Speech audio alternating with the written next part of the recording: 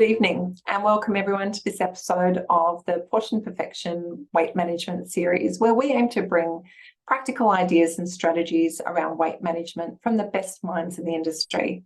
I'm Amanda Clark. I'm an advanced accredited practicing dietitian with somewhere over 25 years experience. And this evening we're going to be talking about weight regain, which can be quite an emotional topic. Is it inevitable? Should we bother? And if so, what should we do to try to control weight regain? Okay, so we're going to cover the facts about weight regain, look at why it's so hard to keep weight off. I'm going to list the strategies that help to limit weight regain, both from the perspective of some reliable scientific trials and also some things that seem to be quite appealing or that I notice really help. Then I'll identify some of the things that we can do to help, and we'll summarise some of those points. So the facts around being able to lose weight and keep it off are actually pretty dismal. So dismal that many dietitians won't talk to you about weight change these days, and you've got to admit that that's understandable.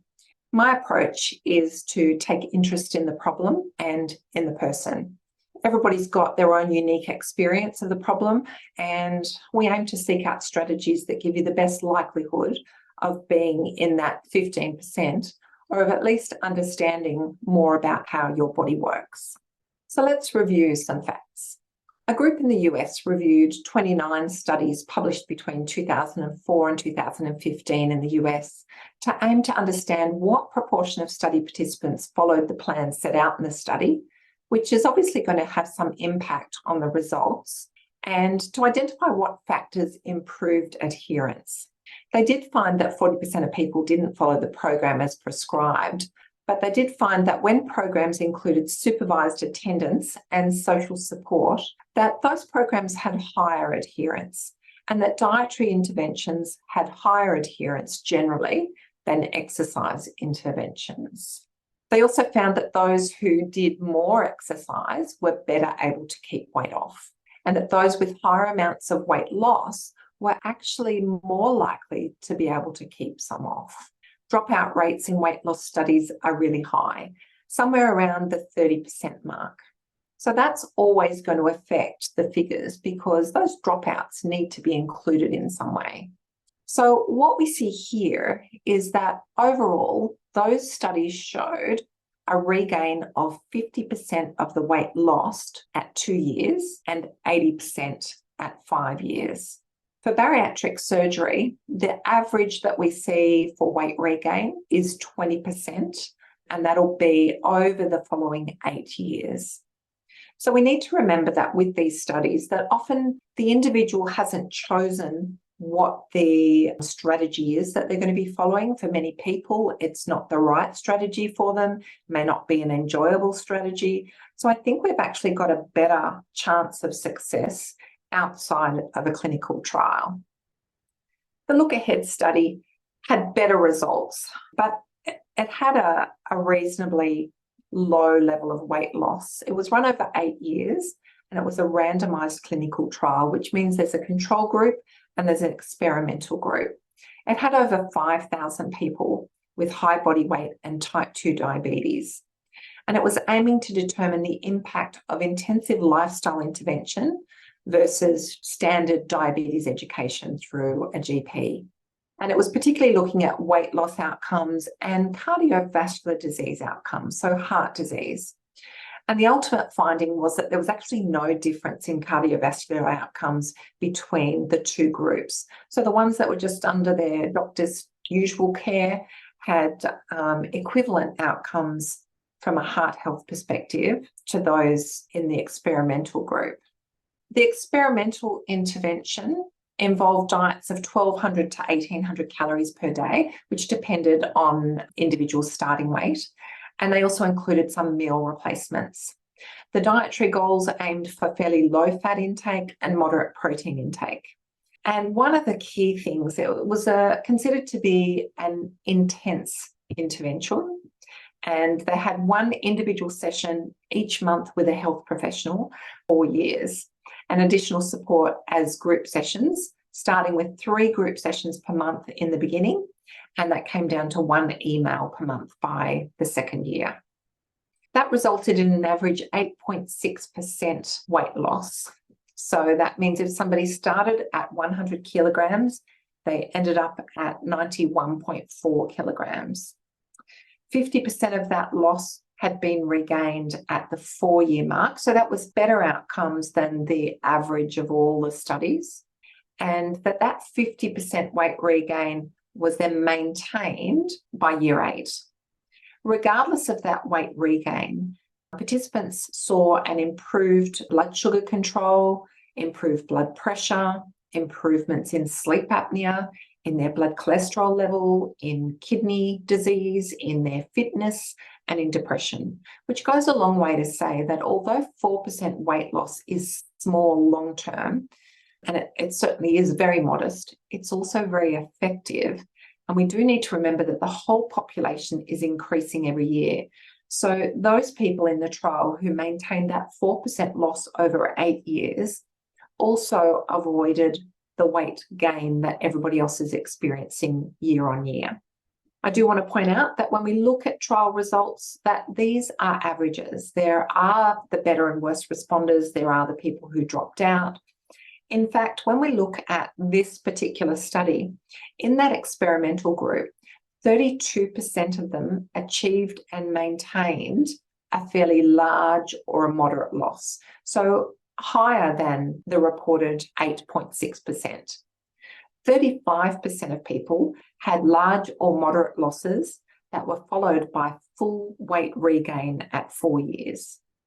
So it doesn't suit everybody. 11% of people had minimal weight changes, and 22% of people had large losses followed by some regain at 4 years, but still maintaining a significant change from baseline. So when you hear these results, there's still a wide range of actual individual responses. So despite these statistics indicating that losing weight is the easy part and keeping it off is the hard part, every year, 42% of the whole world's population tries to lose weight. And there's another 23% who are trying to keep weight off that they lost in a previous year. So why is it so hard to keep weight off? Well, it comes down to 3 things. Firstly, our environment, which affects us in many ways. There's our biology, what's biochemically going on inside, and our behaviour, which is also quite strongly guided by our environment and our biology, but it also involves some personal choice and some learned behaviours. So when we look at that environment, we call it an obesogenic environment because we're saying that there's a whole lot of things about it that contribute to weight gain. After weight loss, we're actually potentially still in that same environment. Things don't change, or at least some of the things that we changed about our environment to lose weight might actually change back. And so they're having that same impact. We've spoken in a previous webinar about obesogens and the chemicals in our environment that make us fatter. The greater the exposure, the greater the risk. Some of this you can control, but much of it you can't or you're unaware of. But if these are things that you've been unaware of or have not addressed during the weight loss period, they're a good thing to introduce in the weight maintenance period. We've got the types and amount of food available in our environment. You know, we can only eat what there is. Unfortunately, we find it difficult not to eat what's in our vicinity. You know, you may have some level of control over this some of the time, but it seems most of us are programmed to eat when it's available. So this environment of food being plentiful and calorie dense and requiring no effort to obtain is working against us. We've also got portion sizes in food outlets, and there's been a lot of discussion between health authorities and the food industry over the years about controlling portion sizes with some limited success.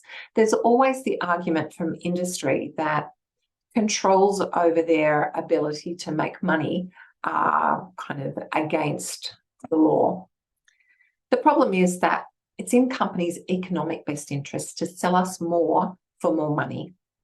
We've also got the size of food packages, and we know that the bigger the packets we buy, the more we eat.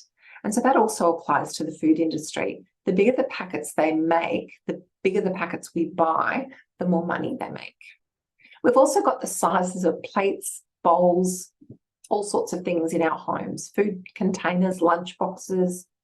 Here we often have control, and we know that the bigger the plate we use, the more we serve onto that plate, and the more food in front of us, the more we eat. Taking control of this can have a significant impact, and it's almost painless because we tend to be satisfied by what's in front of us within reason, meaning we're no more satisfied by a larger meal on that larger plate.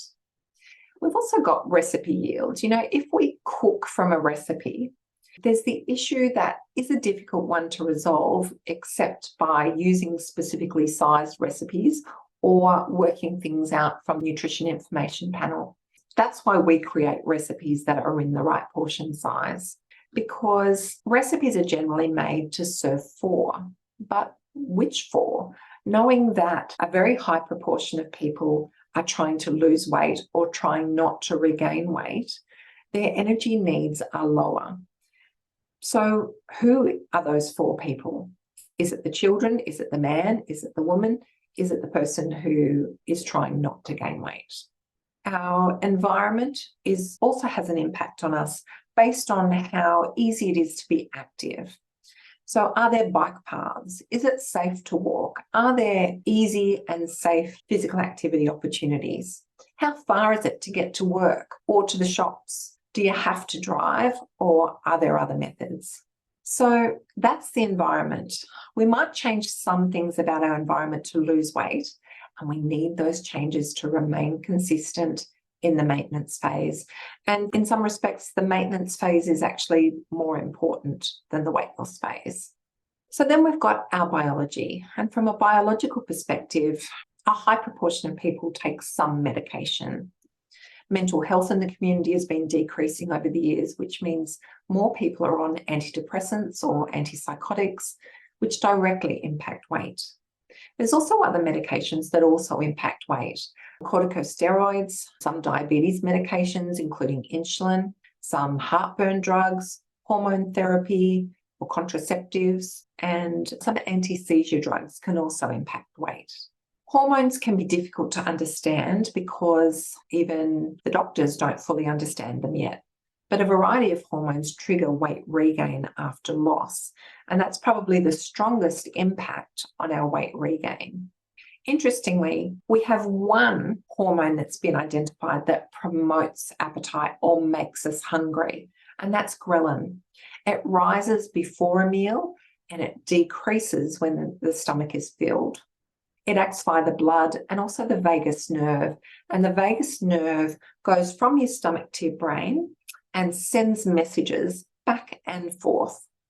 We know that protein, water, fibre, volume of food intake, and exercise all reduce the production of ghrelin. On the other hand, the negatives are that stress increases ghrelin production for some people, not necessarily for everybody. Food availability, including the sight and smell of food, increase ghrelin, make you feel hungry. It's produced in the stomach, and so many of the ghrelin-producing cells are actually removed or not accessible following bariatric surgery. So that's part of the reason why we get that initial significant drop in appetite after bariatric surgery. Unfortunately, after about 12 months, our bodies start to produce some ghrelin. We get some cells popping up elsewhere. So we still can't completely beat it. Leptin was considered a breakthrough when it was discovered. It's a hormone that promotes satisfaction, and it's high when fat stores are high, and it becomes low after weight loss. It acts on the brain via the blood, but it's not as simple as injecting more leptin to trick the body into thinking that you haven't lost weight, unfortunately. That doesn't seem to work. It actually just creates resistance to leptin. Some things that have come out of research so far are that protein helps to optimize leptin levels. So does water intake, so does fiber intake, so does volume, and so does high intensity interval training. So a lot of the same things we'll see coming up multiple times. And some of the negatives, some of the things that make leptin production worse are severe calorie restriction, high sugar intake, high fat intake, a lack of sleep, and inflammation. Then there's a whole lot of other hormones that we won't delve too far into because we don't fully understand them, but we know they're there. We know how some of them are triggered, and most of them inhibit our appetite. So something's definitely going wrong. GLP-1 is one that you've probably heard of. It's made in the small intestine in response to eating. It stimulates insulin secretion, it delays gastric emptying, and it affects our gut motility. It slows things down. It acts via the vagus nerve, and one of the main, in fact, most of the main anti-obesity medications use a substance that mimics this hormone. One of the other new ones uses two hormones, but effectively what's happening is we've got receptor sites for the hormone. And when we've got high levels of the hormone, our receptor sites are full. It's like there's a button in that receptor site that we're pressing to say, okay, stop eating now. With these medications, what they're doing, they're not actually the hormone, but they're very similar to the hormone. They're similar enough to work on the receptor site.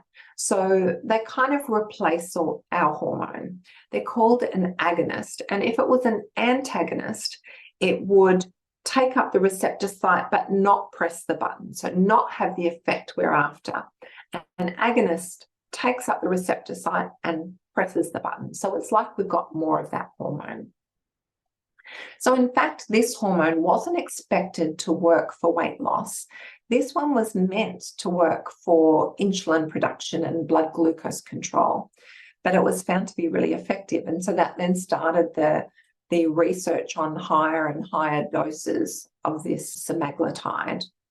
We also know that in the realm of hormones, one that we're pretty familiar with is the thyroid hormone. And the thyroid regulates our energy expenditure. We know that a loss of over 5% in weight results in reduced conversion of T4 to the active T3, which effectively slows our metabolism. So all you need to know is we do get an effect on our thyroid after weight loss. This is what helps you to regain weight quite quickly after an illness. Research suggests that we tend to get about a 20 to 30 calorie per day decrease in our metabolic rate for every kilogram that we've lost. So that's interesting, 20 to 30 calories for every kilogram that we've lost. It kind of ties in with some research I've watched over the years, and I've told people that pretty much once you reach your plateau or your goal weight, wherever weight loss is stopping, it then seems to take about a month for every kilo you lost before this weight gain pressure stops and you start to settle into that weight. So obviously during that time where there is a lot of pressure, it's very, very difficult to resist the changes in appetite, to control for the changes in metabolism, and to control for the changes in kind of behavioral motivation. So it's a long, hard road. So effectively, if you lost 60 kilograms, by my calculations, it would take you 5 years from the time you reach stabilization before your body is comfortable to settle down those hormonal effects. There was actually a study done on the contestants from The Biggest Loser some years ago, which found that 6 years after the show, they still had modified hormonal levels. So that kind of ties in. It might even suggest that it's even worse than my calculations were. We also know cortisol, which is released by the adrenal gland. It's a stress hormone. It's higher during times of stress. So this is a problem if the dietary approach that you're taking to lose weight is actually quite stress provoking. So you really want to take an approach that you can slide into, and you want to use strategies to not make it a white knuckle, I can do this approach. It can take a little bit of that in the beginning. It can use a little bit of willpower, but it can't rely on willpower and intestinal fortitude to keep you on the plan, or there are more things that are working against you. So the positives, the things that will help to reduce the cortisol and help you to feel more comfortable are relaxation, yoga, meditation. Magnesium can be effective. If you've had bariatric surgery, I'll just say quickly, be very careful about taking magnesium supplements. If they've got vitamin B6 added to them, that would be a negative for you.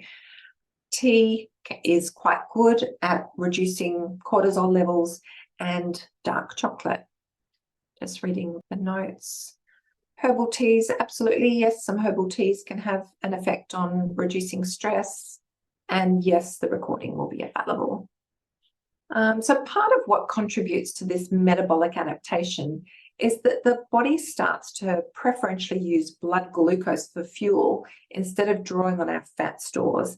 And that's actually something that we find for our clients. Often when I find somebody who has a very slow metabolism and we want to get a better understanding of that, I might send them for metabolic testing. And I've run a webinar on this in the past.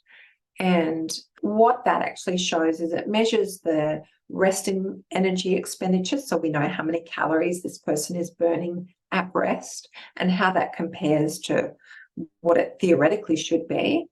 And we also get to see what fuel that body is burning at different heart rate levels. So if we do an exercise energy expenditure test, we can see what the balance is of fat and sugar being burned at rest. And then as you start to exercise, how that changes. And what we generally see is that the fat burning goes down and the glucose burning goes up, which is not what we want for weight loss.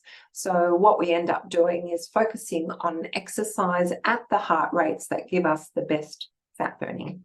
We do know that the fat cells themselves, or the fat tissue itself, actually releases some different hormones, some that commonly in the media. And those seem to be released because when we lose weight, we don't actually lose fat cells. The fat cells we've got are generally fairly static. They are able to be, or we see changes in the number of fat cells at puberty and pregnancy and menopause for women. And when we lose weight, it's those fat cells shrinking down. And so that kind of upsets the tissue. We've got a coating to the fat tissue that then becomes a bit flopsy and takes some time for it to figure out, okay, well, this is where we are. Okay, we'll just hold this fat in. And the fat cells themselves start to release some hormones to try and get you to eat some more so they can fill back up to where they were comfortable to be, even if that comfort level was a fairly stretched state. We've talked before about environmental chemicals. We talked about cleaning products, outdoor chemicals, your personal care items, and things that may even be in the drinking water, which are common sources of exposure to chemicals that trick our appetite control system. So some of those we can have some control over. Some of them we don't have any personal control over, but I would recommend using a water filter.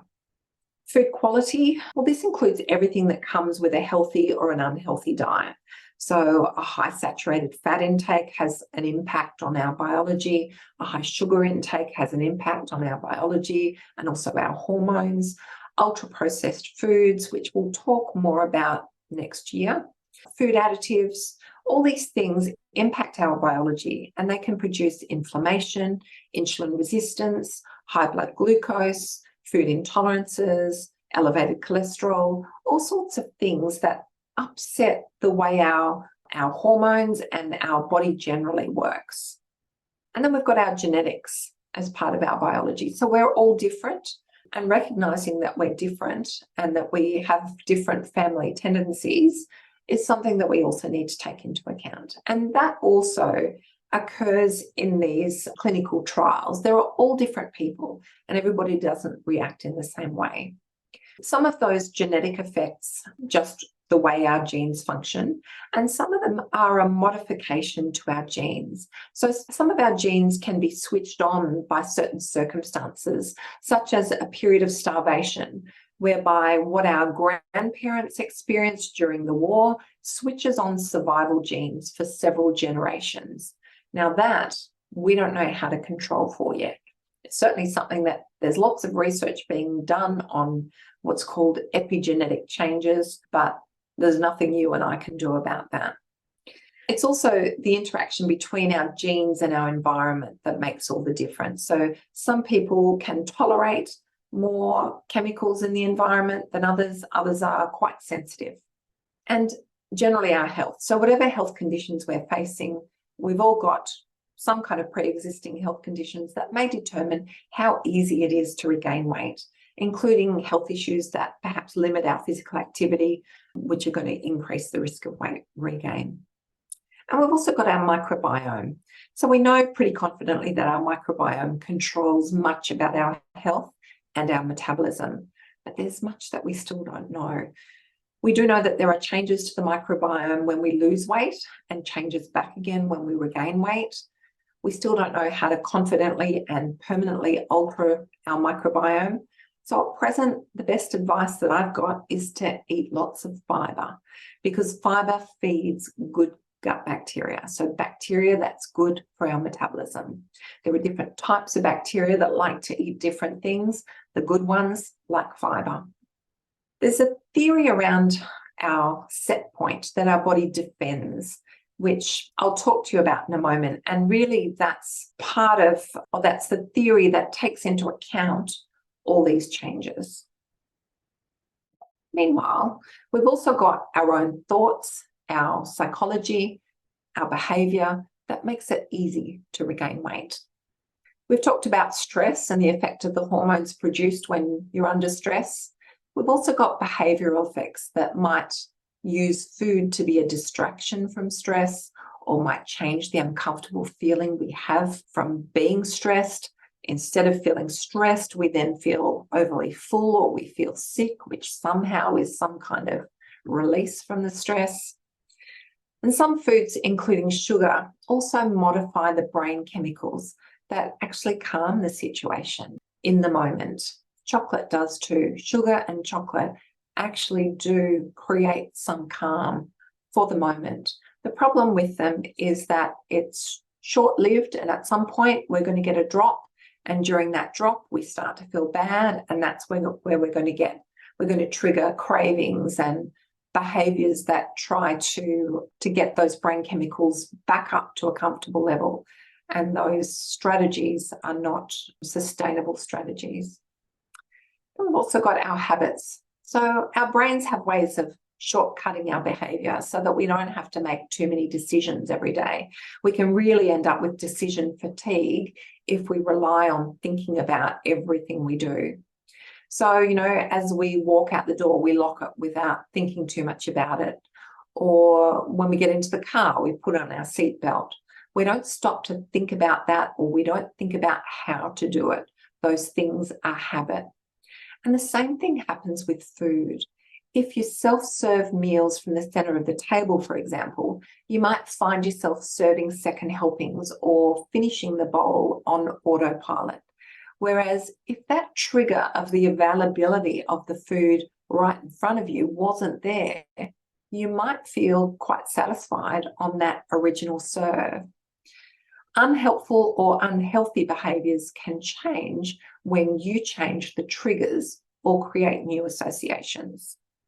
So these are things to work on. We want consistency. And so it's really important that during the weight loss phase, you choose strategies that are sustainable and you aim to develop the habits that are going to carry you through this maintenance period. You don't want to apply strategies during weight loss and then switch them all off when it comes to weight maintenance.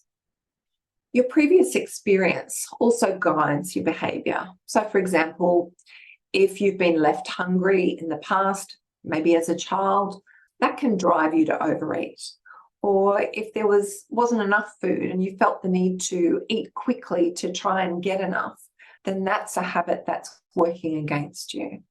Medications that alter our mood, our memory, and our behaviour, we're taking them for one purpose, but they might actually impact other things about us. Maybe they make you feel a little nauseous and you eat to modify that feeling. But all of these things, whether it be from our environment or our biology, they can have an impact on our psychology so that you're getting a double or triple barreled effect. And other psychological attributes, for example, our ability to sit with discomfort, like being able to feel hungry and not panic about that, is a valuable strategy for avoiding weight regain. Knowing that lunch is coming and it's never very long before it's time to eat again, and being able to drop your shoulders and feel calm about that is valuable. So to tell you a little bit more about that set point theory, so it's a theory that explains what happens with all our hormones and everything that changes when we try to maintain weight.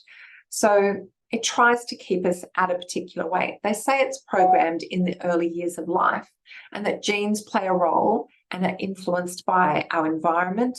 And this actually includes the prenatal environment as well as our psychology or our behavioural choices. It's modified at puberty, pregnancy, and menopause again. So essentially it's determined by the balance of our circumstances. So I'm going to call our circumstances all the things about our environment, all the things about our biology, and all the things about our psychology. Researchers have calculated that the combination of an unhealthy diet plus sedentary lifestyle plus poor sleep leads to a 0.5 kilogram increase in set point per year. So a 1 pound or half kilo increase in the weight that our body tries to protect every year. And when you look at it, that's probably actually what's happening to the bulk of the population. We can think of our set point as the balance between all those circumstances. There's a weight that matches each set of circumstances. So during a dietary intervention, we have a set of circumstances which are different to our usual circumstances. And we start to move towards the weight that our body will settle at when all of those things remain unchanged. So this is aside from that set point creep. So we implement a dietary change, we start to use shakes, for example, and we start walking every morning, or we start taking a medication. All of those things start moving us towards the set point weight that matches those circumstances. Now, when we get to the end of the trial, or we are sick to death of taking shakes, and we stop that, our circumstances change and we start moving towards a new set point that suits the new circumstances. So what we want to do is maintain as many of the circumstances of weight loss as we can and manipulate what is within our control. In some ways, we may even need to introduce more strategies for weight maintenance than we did for weight loss. So now let's have a look at the strategies. So I don't want to overwhelm you, but I read a lot of the research and I jot down what strategies they found. And I want to give you the range of the valuable strategies that I've found. Now, I've got 35 of them. So I want you to take some notes. I know it's a lot. Some of them you'll already be doing, so they're not relevant because you're already doing it. Some you don't want to do. And others are a possibility for your experiments. And I encourage you to be a self-experiment. So if you're taking notes, I'm going to suggest that you only write down the practical strategies that you think you could apply consistently for the long term. Don't write everything down or you'll just have a list of 35 things. Now, these first 5 come from the US National Weight Control Registry. So Rena is a US researcher, And what she researches, she created this weight control registry, and she follows successful long-term weight loss maintainers. Now, these people have had an average weight loss of 33 kilograms, and they've kept off 33 kilograms at least for an average of 5.5 years. Now, the strategies most commonly found amongst these people were that they frequently self-monitored their food intake and their weight. Now, we need to be careful about how often you step on the scales and whether that's actually a good thing for you or a bad thing for you. And whether it's good or bad probably lies in your thinking and your interpretation of what you see on the scales. If you feel negative emotions as a result of stepping on the scales, it's unlikely to be of benefit for you. The helpful interpretation would be to use it as data and apply changes based on that data. So that's why I want you to consider yourself a self-experiment. And that is that you try to understand what's going on with you. You try to notice what are the things that have changed in your circumstances that might be contributing to weight regain. And you look at what's within your power and you decide to change something. You implement that change for a decent period of time and you monitor the results. And you decide, was that a good strategy for you? Or was it too hard to do? Did it create too much stress to follow it? Or did you not follow it? And if not, what made it so difficult? And if you can identify what made it difficult, is there a different way you could approach that same strategy? Or do we discard that strategy and look at the next one? Everything's on a continuum, you know. A decent amount of some behaviours is really good. Too much can start to be detrimental, and it's detrimental when it interferes with the happy running of your life. So you want to be aware of that. So self-monitoring can just take the form of measurements or discussions or documentation. In its simplest form, it's a food diary. And it doesn't have to add up the calories, etc., which is one of the reasons why I like to use Easy Diet Diary as the app in Australia to keep a food diary. I like it because there's the choice of either entering every little article, or you can also just take a photograph. And there is evidence that keeping a photographic diary is effective. So I think no matter what you do, reviewing what you've eaten or looking at what you've done and having some thought process about it is likely to be the beneficial component. It's not really the fact that it's written down. It's the fact that you thought about it during the time that you were writing it down or you were taking the photo. So I find that taking the photo is quite useful because I get to see what you're eating. I get to see the volume of what you're eating, and I can figure out what's going on. But sometimes you don't need anybody to do that. Just keeping the record is sufficient. And if you're on our social media, I encourage you to post images of what you're eating, particularly if you're putting them on the portion plate or in the bowl, because then we can all see the reference.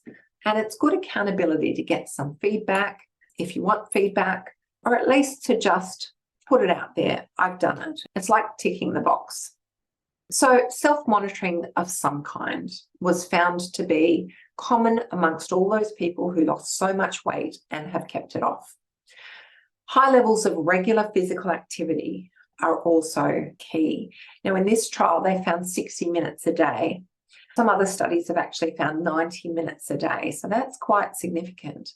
But certainly the Rena Wing work found 60 minutes a day. It's probably an individual thing.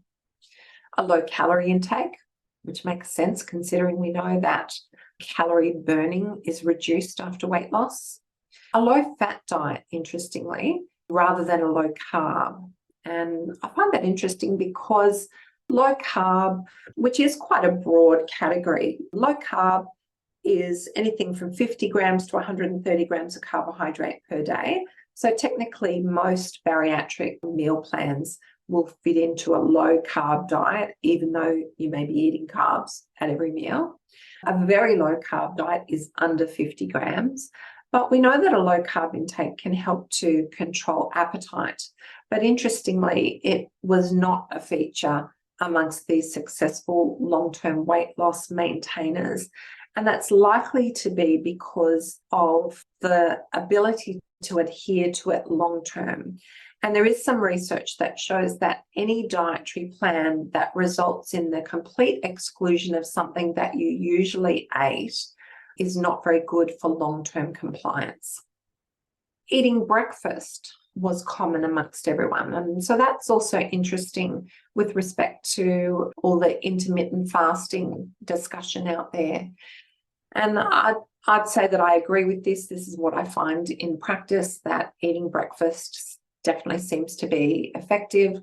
I've definitely seen hordes of people over my career who are struggling to lose weight and not hungry at breakfast and not eating breakfast.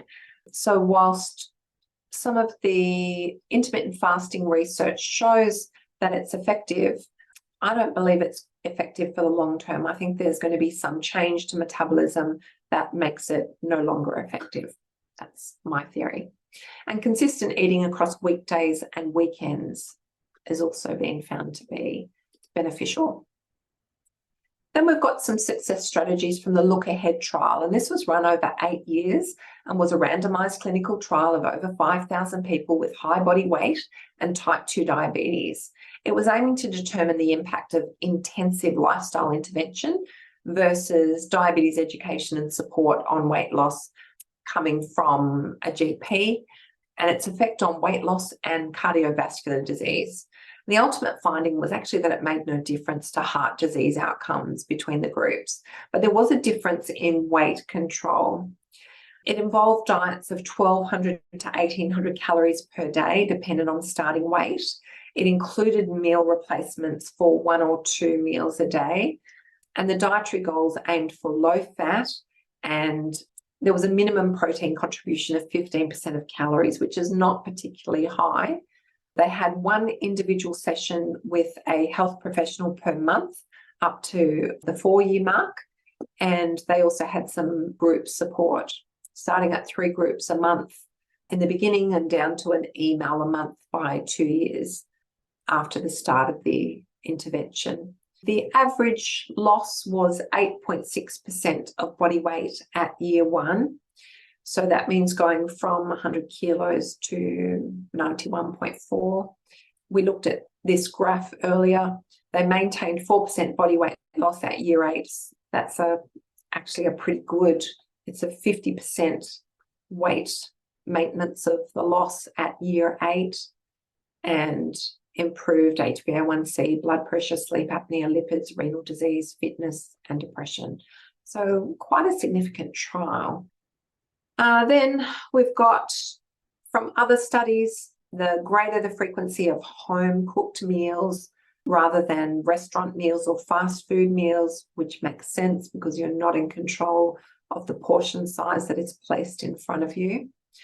Reduced screen time, use of portion-controlled meals or meal replacements, maintaining professional accountability. Now, this is actually a very strong one that comes out of a lot of the recent research, which is particularly focusing on weight regain. And what it really suggests is that we need to focus on that accountability during the weight regain phase. And so as dietitians, we need to encourage you to come during that phase because there's strategies to be had. And that as dietitians, we need to pull out the weight maintenance strategies, which in some ways are different from the weight loss strategies. We know that smaller and more frequent meals over the day was found by some studies. And yeah, weight maintenance, specific behavioural skills and strategies around relapse prevention. And some of this could also come from a psychologist. Psychologists can be very valuable practitioners for weight maintenance. So self-regulation and greater self-efficacy, which is, I guess, psychological strategies to help you to believe that you can do this and the confidence that you can do this really helps with the follow through. Creating new habits involves deciding what behaviour you want and creating a trigger or reminder to do that behaviour. James Clear, who's the author of the book Atomic Habits, would say that a behaviour needs to have an obvious trigger. It needs to be an attractive behaviour. It needs to be easy to do, and it needs to be satisfying to do. Otherwise, you won't continue with it. So get clear on what behaviour could change for the better and set to work on these requirements to try and make it stick. Joining an exercise program that's got a social side has been beneficial for avoiding weight regain. We've already seen the amount of exercise required for weight maintenance. But if you say go walking with a group who expects you to be there, that's great for accountability. And reflection on achievements can trigger greater levels of motivation to continue the behaviours responsible for those achievements. So not necessarily weight focused, but all those other benefits of weight loss that perhaps are non-scale achievements. Some research indicates that if your motivation to lose weight is internal, meaning that you're doing it for yourself, that you've got a greater likelihood of long-term success. And that's doing it for yourself rather than the doctor saying to do it or somebody telling you that you need to lose weight. Make sure changes that you make for weight loss in the first step are enjoyable and therefore sustainable. And I mentioned the microbiome previously. Remember, I suggested eating more fibre is the first key step, and I'll come back to fibre in a moment. And I've added capsaicin here, which is chili, because there is research. I wrote an article for a magazine years ago about all the things that could increase your metabolism, and chili probably has the best effect if you like chili. It can also cause some problems if you've got reflux or anything that can be irritated by chili. But there's current research being done into the use of capsaicin in capsule form to increase metabolism, which would be very helpful for this weight regain or weight maintenance period. And one summary paper suggested that weight loss be attempted in small, manageable chunks, interspersed with some maintenance strategies, so that we're not waiting until you've got behavioural fatigue, until you've run out of steam before we try to maintain that. We try to capture that when there's still some motivation. And one of the studies noted that those people with a medical motivation to their weight loss experienced less weight regain. So I guess that motivation continued, whereas sometimes if the motivation is to look different or some other means, that sometimes the motivation decreases as that pain goes away. But somehow the medical motivation is a little stronger. It still can dissipate as that medical problem resolves, but it does seem to lead to stronger motivation.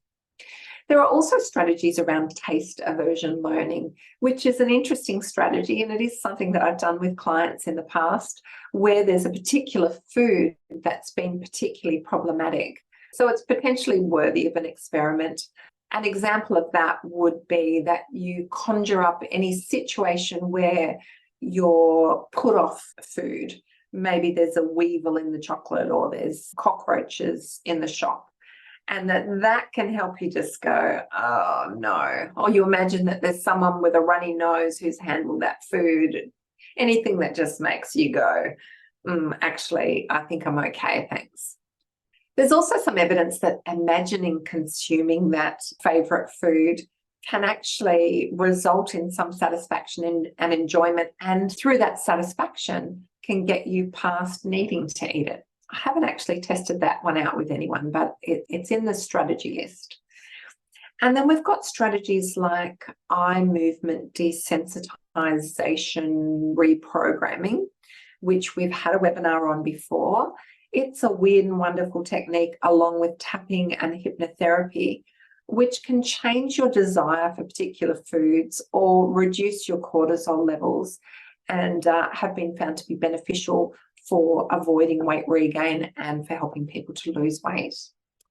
And interestingly, vinegar, So vinegar is something that can certainly help your digestion, but it can also help to reduce the spike in glucose. So it's actually modifying your insulin production. If you don't have a high glucose spike, then your body doesn't need to release as much insulin, and insulin actually favors fat storage. So that can be beneficial for avoiding weight regain.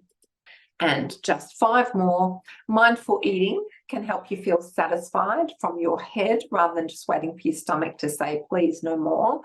That is related to the words around the outside of the standard size portion perfection plate. Those words are the prompts for mindful eating.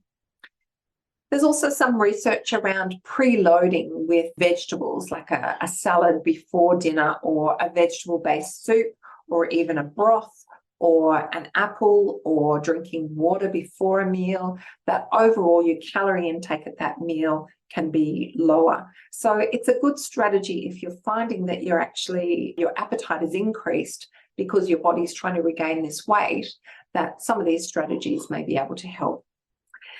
And now fiber. Now, let's slow down here because I think this could do great things. We've already recognized that fiber is a great way to feed good gut bacteria that produce beneficial products that get into our bloodstream and affect our metabolism. Fiber actually came up as a positive for controlling several of those appetite hormones and reducing weight regain. It was a common factor for a lot of people who didn't regain as much weight.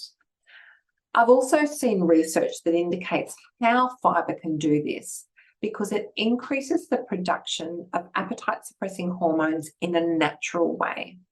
So the discussion was that you have what's called an ileal break. Now, the ileum is the last part of your small intestine.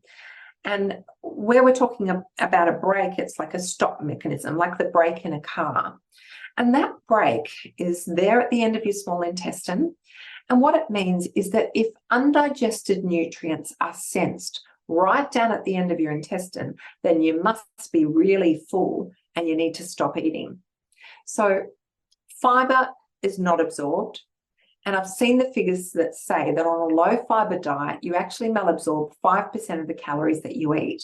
But then on a high fiber diet, you malabsorb 10% of the calories that you eat. So that's significant. And that in itself could make a difference to weight regain.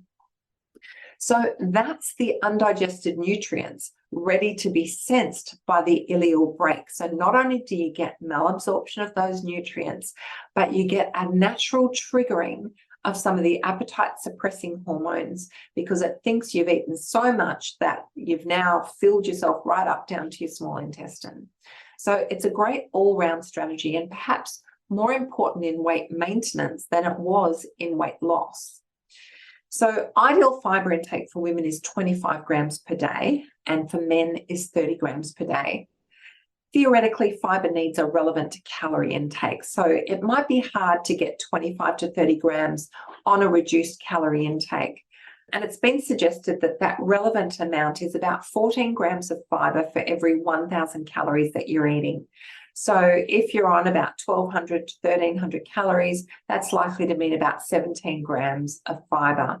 So that would be relevant for post-bariatric surgery or a weight loss for women portion control plan. But if you can get to higher levels, even better.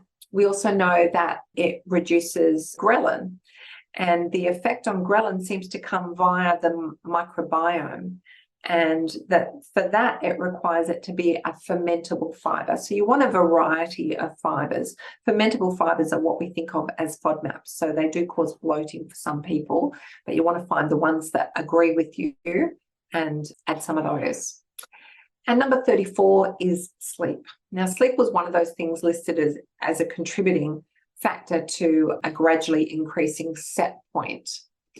People with certain genetics are most prone to increased hunger when getting insufficient sleep. I have to say, I don't have the answer to sleep problems. I see a lot of people with sleep problems, and I don't know how to fix them. I certainly see plenty of people. But if it's something you haven't explored with your GP and potential referral to a sleep specialist, then it's something that is worth exploring because it can change your biology. So it's one of those circumstances.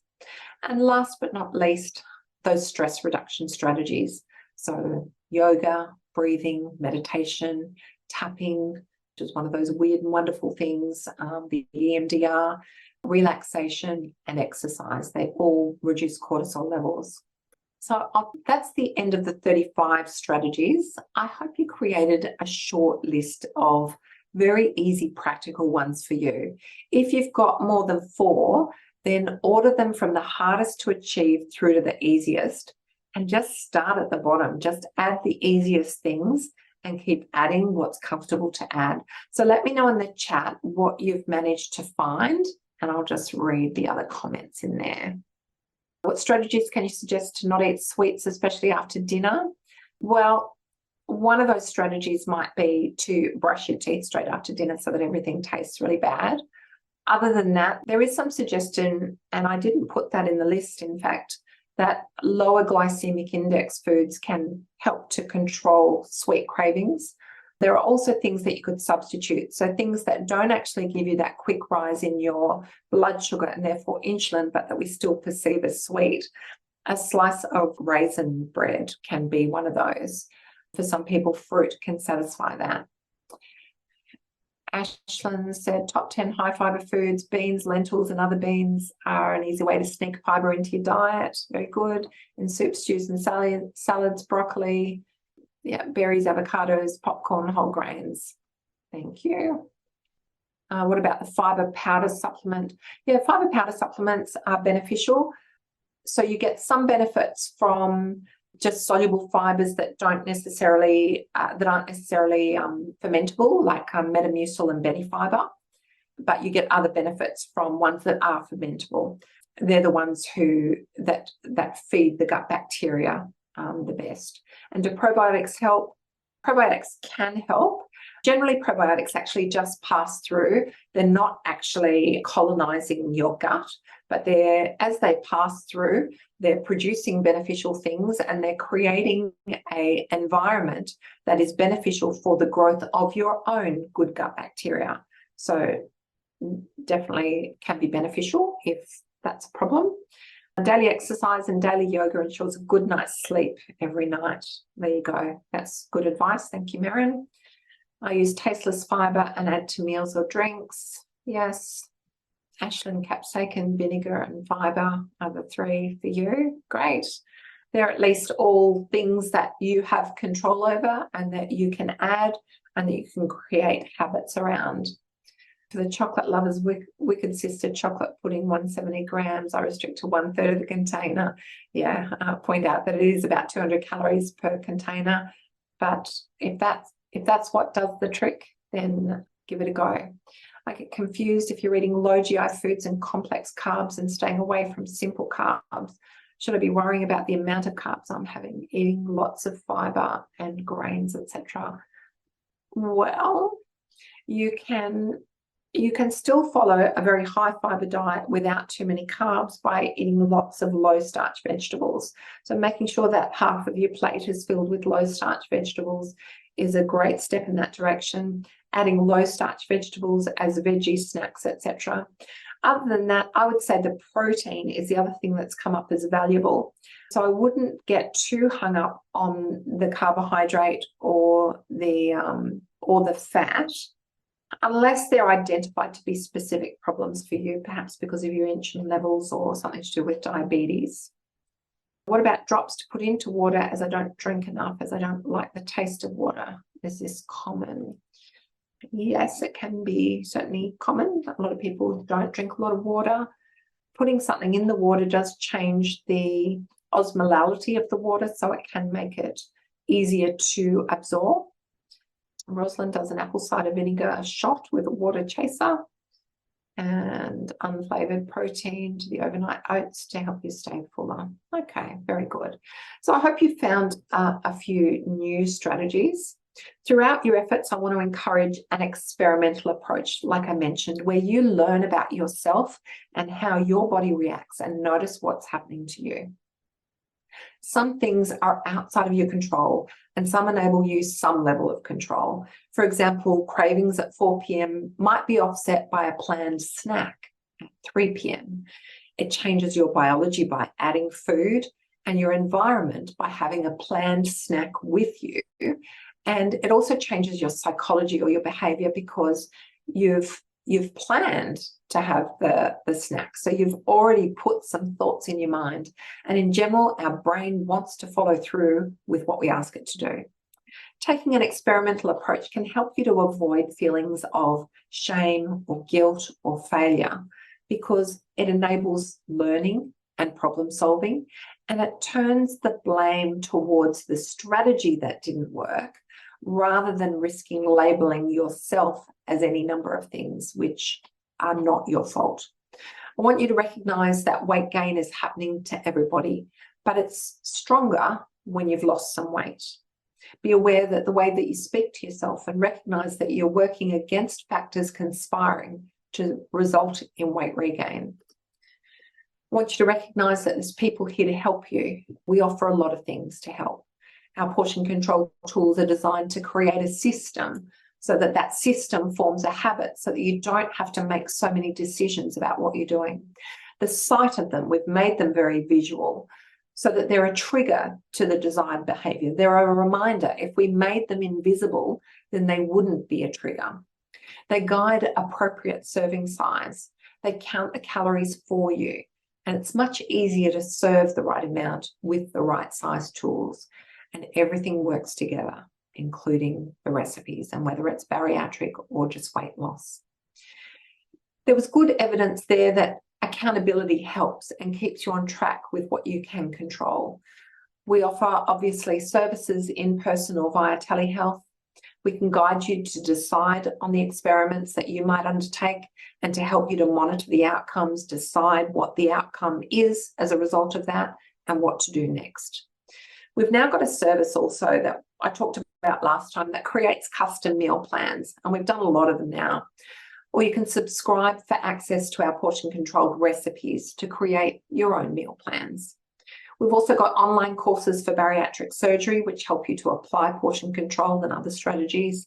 And last but not least, we deliver these free webinars frequently throughout the year to share what we know and what we come across from the conferences that we attend. And so, therefore, what other key professionals know. So, in summary, weight gain is an evolutionary process, but something's going very wrong. More research is required to find the solution to weight regain. So I encourage you to take a self-experimental approach, taking a rational rather than an emotional approach. It's quite appropriate to enlist the help of medications or surgery for greater losses. As health professionals, we need to think about shifting to maintenance strategies and not to just lose weight, and off you go. Strategies used for weight loss should be sustainable so that we can carry them over into weight maintenance so that it's easier for you to be consistent. Don't feel bad if you decide not to tackle the problem at all. Take a health-based approach. It's quite possible that at some point in the future, there'll be some better solutions. And if you find value in these sessions, then please spread the word. I get to attend a lot of professional conferences where I get to meet some of the best minds in the business. And my goal is to bring their great ideas along with mine over to you. The larger the audience, the greater the interest speakers have in joining us. If you wanted to support us, then check out our products and services at greatideas.net.au or on Amazon in the US or refer a friend. All they need to do is make a purchase or download a freebie from our website and they'll get onto the invitation list for these webinars. You can find us on Facebook and Instagram too at Portion Perfection. Thank you for joining me for this very